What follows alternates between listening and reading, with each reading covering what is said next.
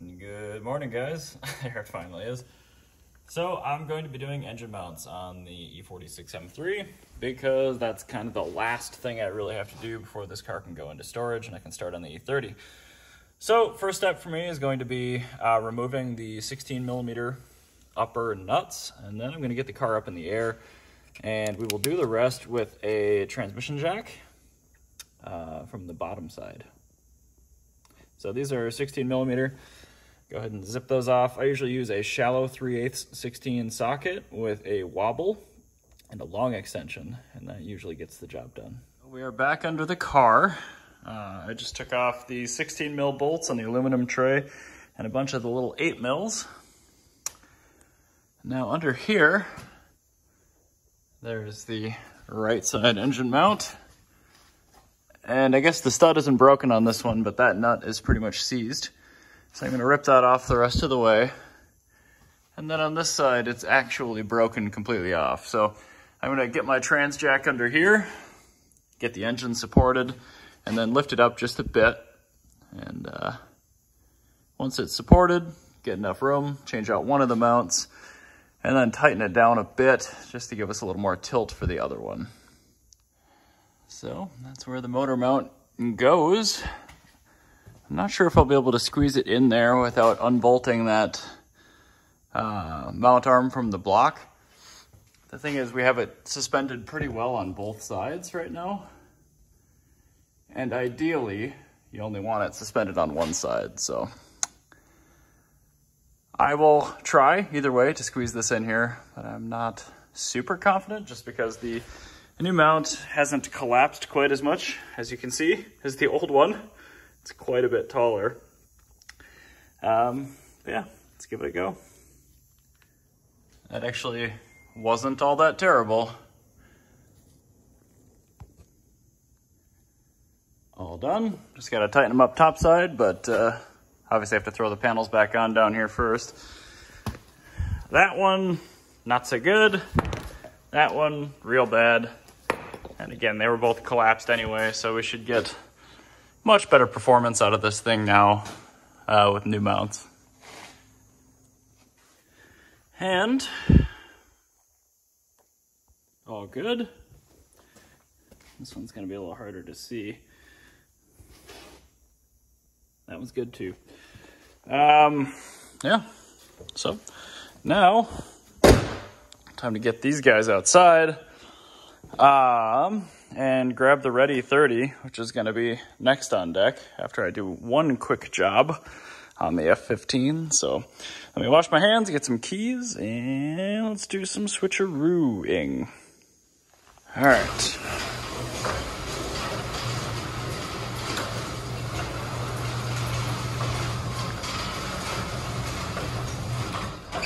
Time to move some cars. Starting with the shittiest one. Oh, that windshield visor is interesting.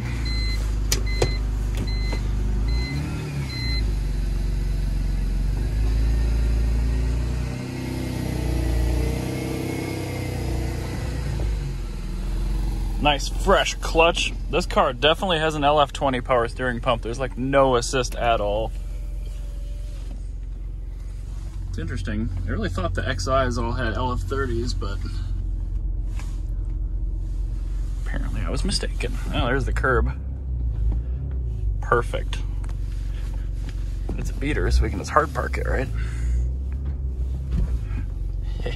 Hell yeah. And it's Beck's turn.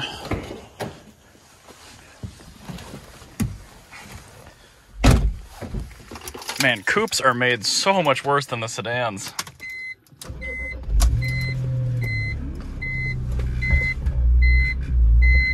Wow, no more clunking when I start to disengage the clutch.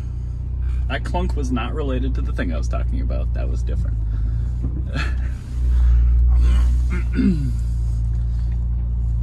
So I am going to go swap this for the Ready 30.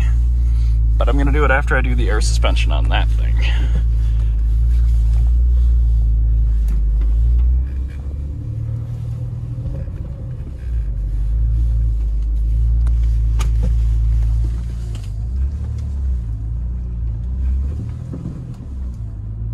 car looks pretty official from the front.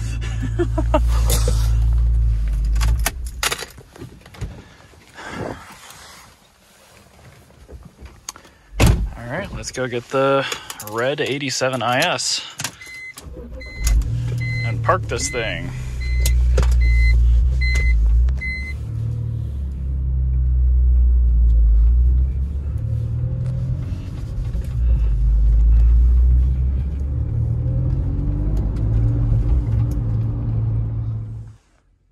Well, first things first, it looks like the air suspension is a little bit wonky on this guy.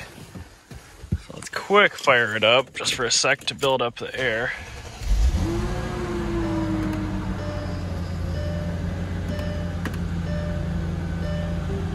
All right, there we go. I don't want to build up moisture in the oil, so good enough. And yeah, the SL is gonna have to move to get the IS. So let me unplug them first, and then we'll get the door open and get everything shuffled around.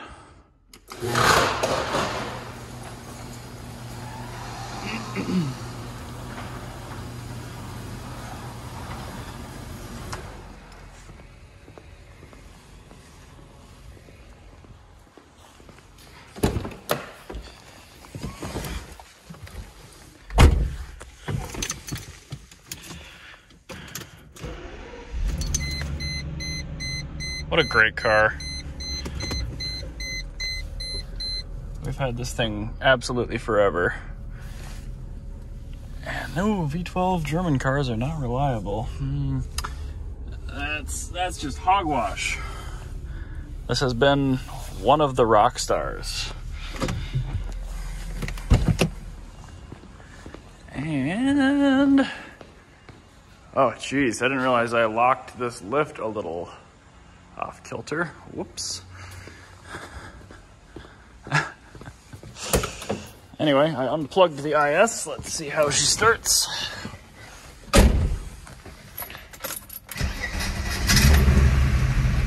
Just fine.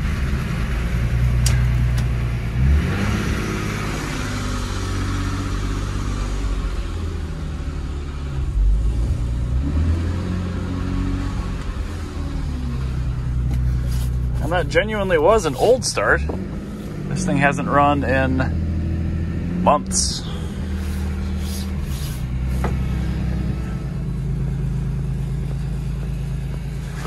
Oh, by the way, it is plus 30 degrees Fahrenheit today, so about -1°C. If you guys are curious. Ooh, this is nice and warm in here. I like this.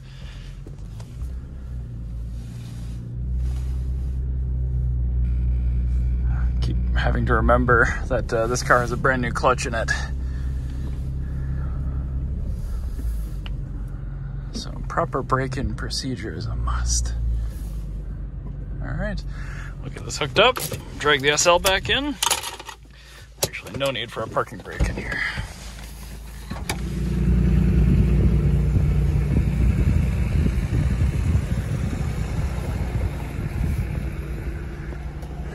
I wonder how many more years it'll be until people start liking the R129 again.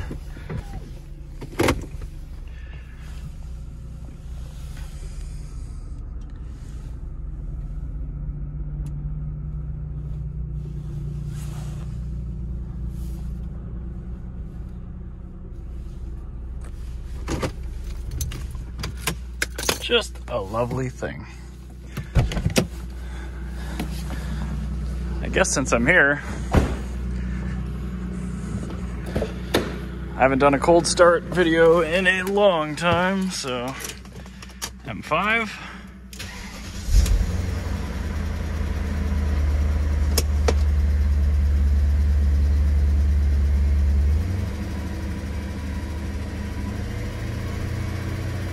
The S62 always ticks a little bit when it hasn't been run in a long time.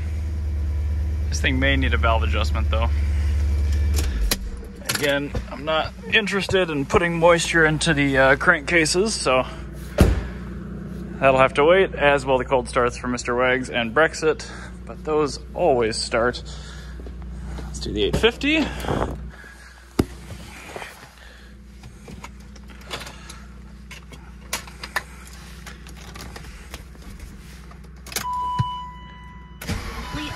It's your biggest headache.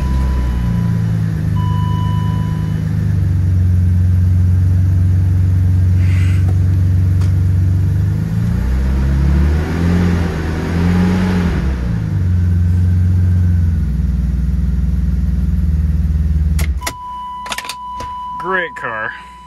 Yeah, I know. Oil level's low.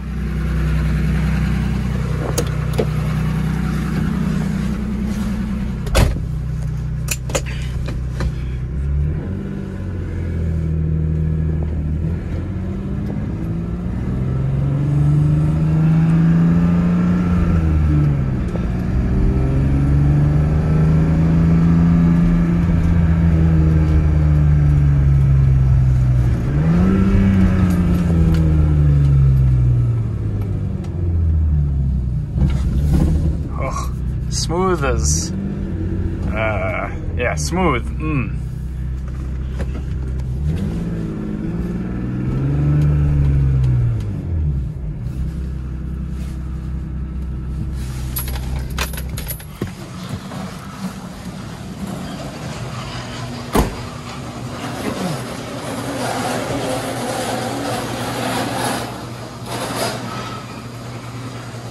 So, here is the 1995 S50 B30 US that I swapped in this car for a customer 5 years ago. Bought the car back from him in June or July of 2020, maybe even earlier than that. The plan is, since I think the camshafts just aren't timed right or something, I don't know. The engine was a rebuild, not by me when I got it. It's always been a huge pain. If you guys watch All the War, first of all, thank you if you have been.